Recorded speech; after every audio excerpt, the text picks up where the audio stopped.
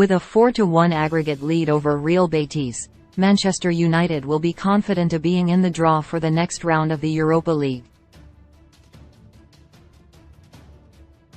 Erik ten Hag's side cruised to a comfortable win in the first leg of their last 16 tie last week, and they know that they should progress at the expense of the La Liga outfit. United weren't able to find a way past Southampton in their Premier League clash at the weekend, with the Old Trafford encounter finishing goalless. Reds midfielder Casemiro was sent off in the match and will miss the next 4 domestic games, so the Brazilian ace will feature against Betis in midweek.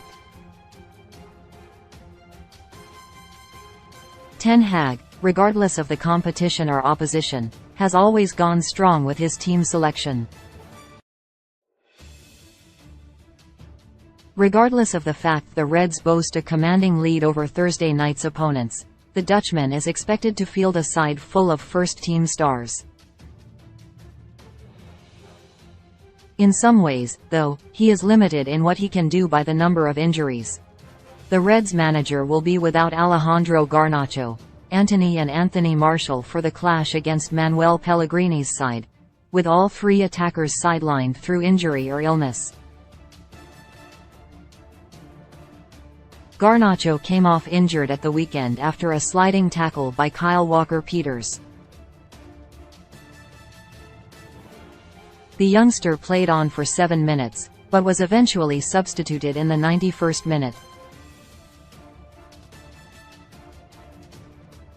He sustained an ankle injury and left Old Trafford on crutches.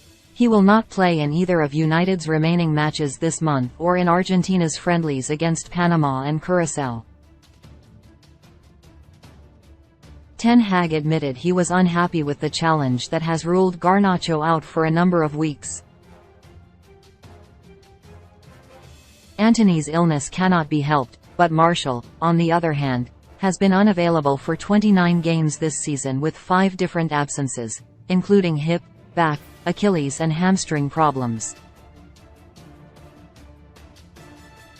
He has not completed the full 90 minutes for the Reds since September 2021 and has gone beyond 72 minutes in only 2 of his 25 appearances across the previous 2 seasons. Men Sport understands that United have prioritized a new goalscorer in the summer transfer window. The Reds are interested in Napoli striker Victor Osimhen and are longtime admirers of Tottenham talisman Harry Kane. Meanwhile, Ten Hag has been impressed by Benfica's Gonçalo Ramos and believes Ajax frontman Mohamed Kudus could excel in the Premier League.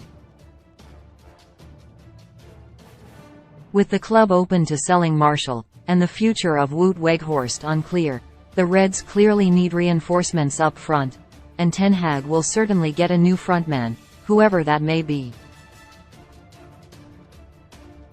Despite this, the absence of Garnacho and Antony for the clash with Betis shows that United can't forget to look at their squad depth. United are prepared to let Facundo Pellistri and Anthony Elanga head out on loan next season, but with a plethora of wingers in their ranks, there is no need to strengthen in that specific area. Instead, the Reds should look in-house. Ahmad has thrived since joining Championship side Sunderland on loan last summer, with the 20-year-old registering 8 goals and 3 assists in 31 appearances. He made a slow start to life with the Black Cats, but since finding his rhythm he has more than demonstrated that he is capable of doing a job for United next season.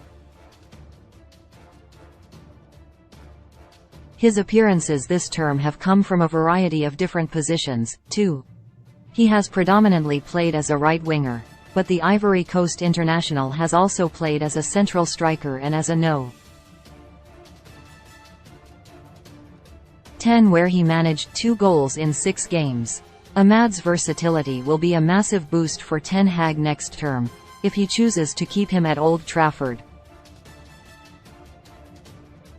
Marcus Rashford can easily fill in as a striker when, or if, The new summer arrival is unavailable for whatever reason, but having Ahmad in the ranks would take some of the pressure off of Jadon Sancho and Antony. Ten Hag spoke last November about needing reinforcements in attack, and while he got Weghorst on loan in January, it was, and is, clear that United needed a new forward ahead of next season.